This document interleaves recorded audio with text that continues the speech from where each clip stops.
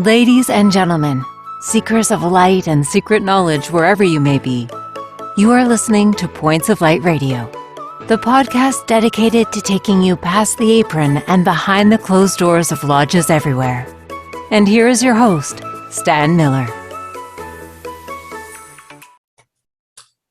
Greetings, brothers and sisters. Shalom. Assalamu alaikum.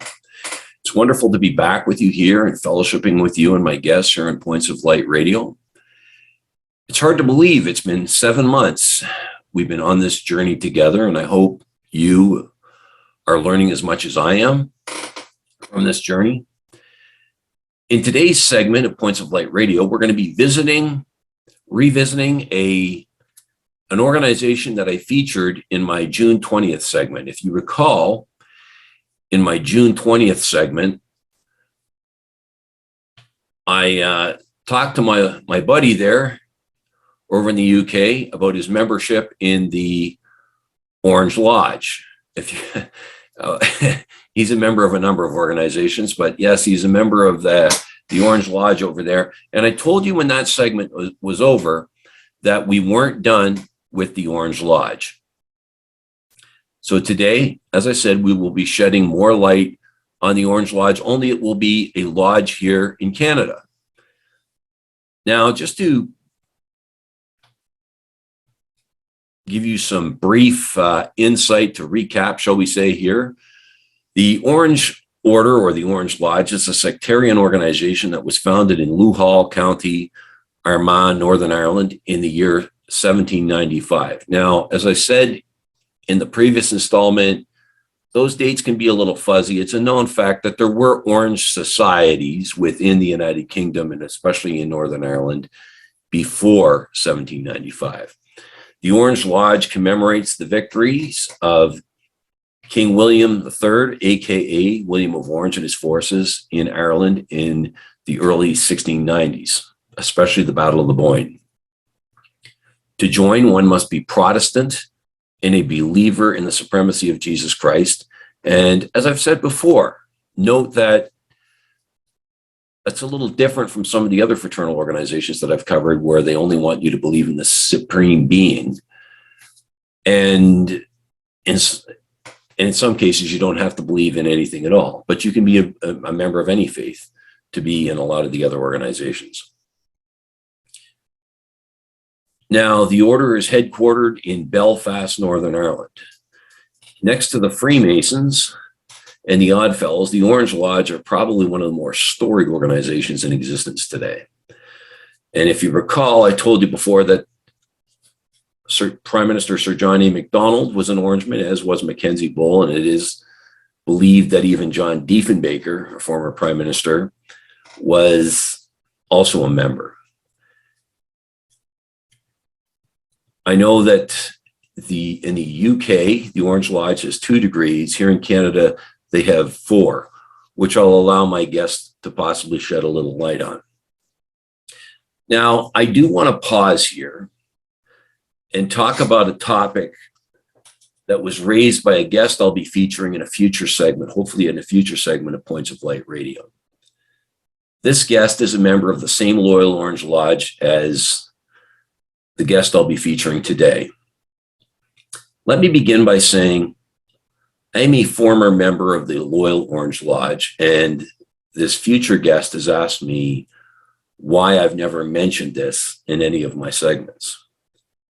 The fact is, I never believed my former membership in the Loyal Orders was relevant to the work I was doing here on Points of Light Radio, and obviously some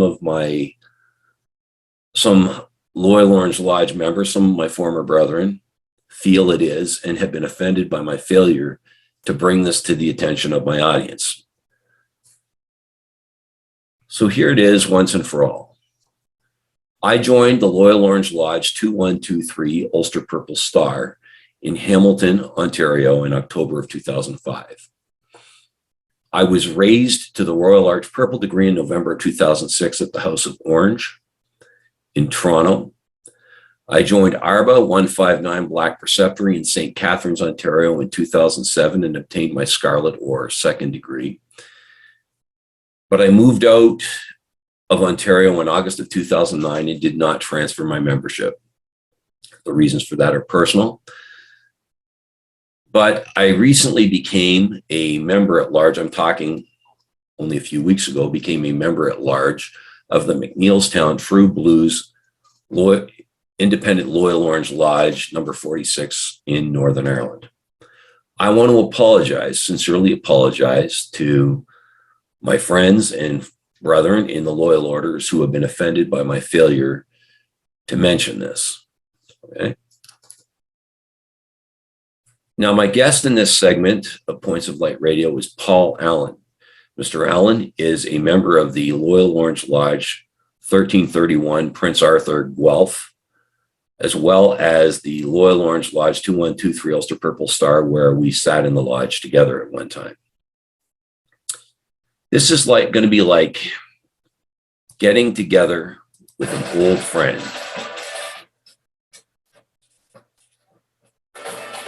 Let's go talk to Mr. Allen. But are you still searching for the light? Are you still hungry for knowledge? Then just trim your lamp and follow me. Hey, welcome to Points of Light Radio, Mr. Allen. Thanks, Stan. Yeah, you're the worshipful master and member of the Prince Arthur Guelph Loyal Orange Lodge 1331. That is correct. Why don't you tell my listeners and viewers about yourself? So I am a member of LOL 1331, which is Prince Arthur, located in Guelph, Ontario. I'm also a member of LOL 2123, located in Hamilton, Ontario, which is actually my mother lodge. And I'm actually also an associate member of LOL 844, located in Sheffield, England. Oh, okay. So I am from Sheffield in England. I emigrated to Canada in 1995. Currently live and work in Guelph. I work as a health and safety manager. I'm married. I have a son and a stepson. My son is 31 and my stepson is 17. So that's a little bit about me. Are they also in the lodge? If you don't mind me asking. No. Okay. But how long have you been a member of the Orange then? I first joined 2123 back in 2007. I was living in Hamilton at that time, so that was the easiest thing to do. I moved up to Guelph in 2010. I didn't automatically join the lodge up here. I didn't join until about 2018. Okay. And how long did it take you to make worshipful master? Well, I never pursued a chair. I could, if I'd have stayed at 2123, I could have been the master for, several years ago. But I did a stint for a few years as the recording secretary in Hamilton. When I moved up here, I kind of stopped attending meetings regularly. I probably only go once or twice a year. Then I started attending in Guelph. Again, I just went to participate, and they decided when they needed a new master, they put their faith in me, and that's how come I became the master. Okay. And what's the role of the worshipful master, shall we say, for my listeners and viewers? The worshipful master just keeps order in the lodge, basically. So you have a number of officers seated around, and basically we have a business meeting between the worshipful master and the deputy master. We bounce off one another. So I will have a list of things that we're going to go through, and I'll ask the deputy master to read it out. And they're just points of order, like members who are sick or in distress, new business, remarks for the good of the order, bills and accounts, that kind of thing. Okay. And now I want to come back to something you said earlier. Now, you're a member of two different lodges. Do you have to pay two sets of dues, or? That is correct, yep. Okay. What are the dues? $25 a year in Hamilton, and we pay $50 a year up in Guelph. But we pay a little bit more because we own our own hall, so we have to maintain it. Okay. And How easy was it, by the way, to take out membership in another lodge?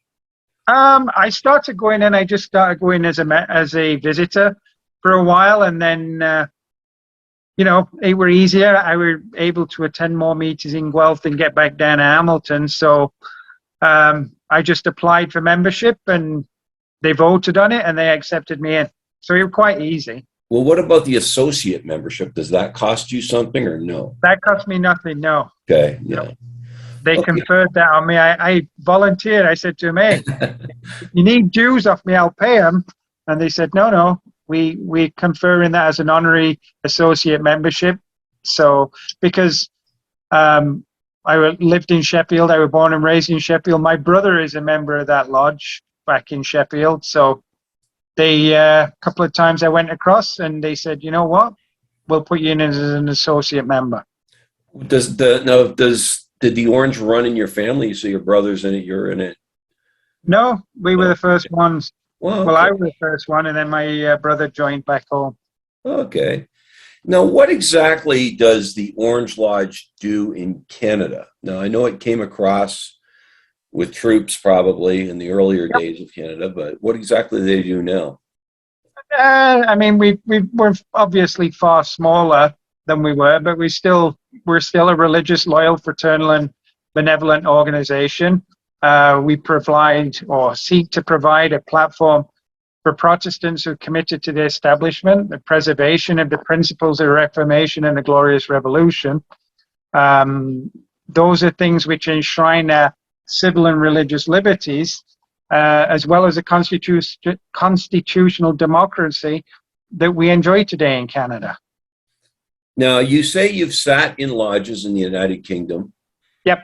And you've sat in them in Canada. Now, what's the difference between the two? I understand there's four degrees versus 2 in the United Kingdom.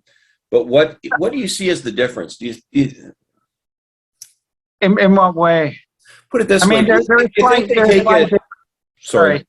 you think they take it a little more seriously over there, or is it viewed a little? I mean, some do. I mean, certainly in areas in Northern Ireland and Scotland, they have temperance lodges, so they're very strict on not drinking and very strict on a number of things. I wouldn't say we don't take it serious. I think for some people, though, particularly in Northern Ireland, it is very much a way of life for them. And I've been to Northern Ireland, and I walked in the 12th parade in 2019, and it's an absolutely fantastic experience. Okay. Wow. Okay. And but I did notice during my time around it that some of the old country types really did take it. I don't know. They did handle it a little differently than some of us born and bred types. I think like I say, for many people in Northern Ireland and parts of Scotland, it's very much a way of life. And even the guys that moved to Canada, they brought that kind of ideal with them. Almost like football. It's a way of life. That's true. Yep.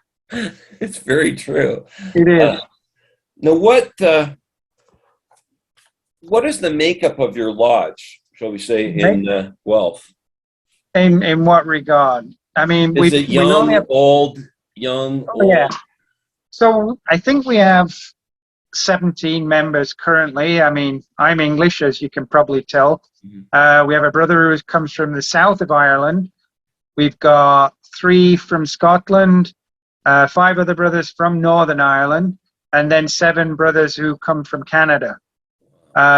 Age group wise, we've got 2 members who are younger than 25. We just actually interviewed a young man yesterday who's 20, who's interested in joining. We've got 1 member who's between 26 and 40, 7 members between 41 and 65, and then we've got 7 members who are older than 65. So we are aging. The last lodge meeting we had, I would suggest at least half the members who were in attendance were over 65. Okay, wow. But it's good to be seeing that there's new blood coming in. It is. And I know down in Hamilton, they've had several new members in the last year or so. We've not been as fortunate in that. I think Guelph is kind of a little bit further out than Hamilton. Hamilton's more central, so when people want to join, it's probably easier for people from Oakville, Burlington, Niagara, St. Catharines, all that area to go to Hamilton than it is to come up to Guelph. Well, what drew you to the Orange Lodge? Well, I mean, I moved to Canada in 1995. I'm always interested in, preservation of my culture, being from the United Kingdom being a political union of 4 different nations that come together as one. Canada is a great country. It's a country where people are taught to celebrate their culture and be respectful of other people's culture. So I was really drawn to the order because, the association really embodies a lot of the things that I believe in, some of the ideals that I hold dear, such as a belief in civil and religious liberty, as I stated before, and also loyalty to the Crown and country. Okay. What effect did COVID have on your lodge? We had a number of different, we struggled a little bit because we do own our own hall and we rent it out to bring money in for the lodge to maintain the hall. We weren't able to rent the hall for long periods of time. We weren't able to meet because the restrictions on gatherings and one thing and another. We tried to meet as much as we could. We had a couple of gatherings outdoors, everyone masked and things like that, but it was difficult. And, I've seen a lot of lodges across Ontario that struggle just as much, if not more than we did. A couple of lodges have ended up selling their halls post or during COVID, just probably to try and make ends meet. Wow. In more current events, how is your lodge commemorating the Queen's death, or how have they commemorated the Queen's death? We had a meeting on Wednesday. We held a minute's silence, obviously, and part of the conversation was actually how we're going to do that. We didn't have a big gathering. The provincial Grand Master in Ontario West, they'd laid down that there were to be no meetings until a period of mourning ended. So we actually met on Tuesday, the day after the period of mourning ended. We didn't have a large group, so we've deferred it to next month to get some more discussion and get some more ideas on the table about what we want to do to commemorate that. And how does your lodge feel about our new king? I think, we're all optimistic. I think so far he's done quite well. You've got to look at how it must have been for him. He's just lost his mother, but he has to carry on. So, I think he's done a really good job so far. It's early days, but it can't be easy for him. And, a lot of people pointed out he's becoming king at the age of 73, which is a time when most people have retired and are putting their feet up. Yeah, and I think I agree with you there. I mean, I hear a lot of these rumblings about him, but I think he deserves a chance. Oh yeah, I believe he does. Yeah, I think. You look back and some of the things he used to talk about years and years ago are things that everybody talks about today. It's very true. And he was dismissed as a kook several years ago, but you look at some of the things he said then, as some of the environmentalism, things, the environmental stuff, yeah, exactly. Well, what do you feel that Orange membership has done for you? I think it's allowed me to, as I said, live up to the ideals that I have. It gives me a focus along with other like-minded individuals to get together and to celebrate our culture. Canada is a very much a changing country. I mean, we're not the same as we were 100 years ago. That were a discussion we had in Lodge just the other night. Some of the older guys talking about, well, when you went to Toronto 30 years ago, there were thousands of people lining the roads, and today there's not. We're changing, but I think we have a place. We still have a place. We want to continue our culture like everybody's entitled to do. And being a member of the Orange Lodge brings me together, like I say, with like-minded people and allows me to celebrate those parts of my culture that I don't get to celebrate on a regular basis. Yeah. And what do you think it could do for others, shall we say, that are looking at it? I think, I said to this young lad that we interviewed yesterday, you get out of things what you put into them. Right. So if you want to go and you want to participate, then you'll get a lot out of it. I've seen a lot of people come and go through the Orange, and they've came in, it's not been for them, and they've gone away again. But I think anyone that believes, and this is just my personal opinion, anyone who believes in civil and religious liberty, anyone who wants to preserve their culture, and by culture I mean the Protestant culture, then I think it's a great thing for him to do. I mean, I've certainly been a member for 15 years now. Hopefully I'll be a member for quite a few more years to come. And I've thoroughly enjoyed it. And the fellowship and the fraternity and stuff have been some of the greatest things I've experienced over the last 15 years. Well, Mr. Allen, I really appreciate your time today. I know you're heading out on a vacation, and it was great reconnecting with you. You enjoy your vacation now. Thank you. Yeah. Thanks a lot, Stan. Really appreciate it. And thanks for giving me an opportunity to speak. Thank you, sir. Have a good day. Thanks, bud. That was Paul Allen, brothers and sisters. I loved how he described what the Loyal Orange Lodge had done for him. I loved how he described what it really offers those who join up. And an interesting point that he raised, that you get out of these organizations exactly what you put into them. And I think that was a point worth mentioning right there. Right. And I definitely do appreciate him taking the time out from his holidays. He was actually making his way out on his holidays. He paused in the hotel room there to connect with us tonight. And I really do appreciate that. I hope he has a wonderful holidays as well. And as I said, it felt like I was reconnecting with an old friend there. I never really realized how much I missed guys like that once I left the lodge. But I'm afraid I will have to part with you for the time being.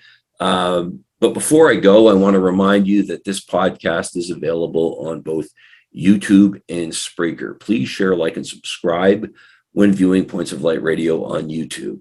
You can follow Points of Light Radio on my Facebook page at facebook.com/Points of Light Radio. My Twitter handle is at PO Light Radio. You can see the link to my Spotify channel, as well as my Points of Light Radio store. And I want to point out that Points of Light Radio is available to advertise your store or fraternal event. Just visit my Facebook page and to get in touch with me there. But brothers and sisters, I'm sorry to part with you, but until we meet again, just step into the light.